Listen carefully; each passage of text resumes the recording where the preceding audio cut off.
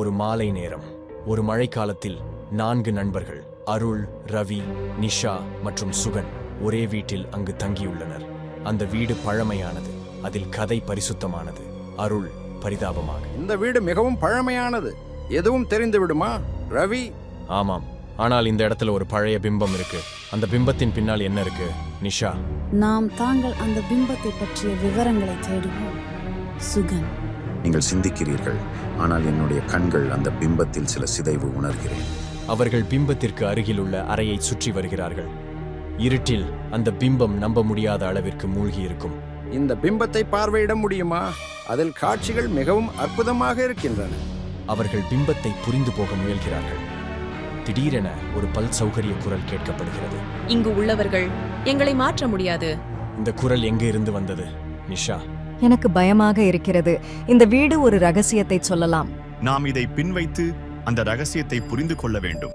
அவர்கள் அந்த பிம்பத்தை ஆராய்கின்றனர். வீடு தகர்த்து போகிறது. தீயின் ஒளியில அவர்கள் அருவிகளை பார்க்கிறார்கள். என்னுடைய மனதில் பயம்.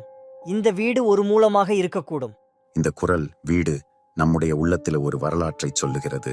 இங்கு உள்ள மறைக்கப்பட்ட உண்மைகளை நாங்கள் கண்டுபிடிக்க வேண்டியது. அவர்கள் தேடுதல் துவங்குகிறார்கள், பல மூலங்களை திறக்கிறார்கள். வீடு பல நிழல்களை வெளிப்படுத்துகிறது. இந்த நிழல்களில் நம்முடைய பயங்களை புரிந்து கொள்ள வேண்டும். அவர்கள் ஒரு பழைய புத்தகத்தை கண்டுபிடிக்கிறார்கள். புத்தகத்தில் ஒரு பழைய சதி சொல்லப்படுகிறது.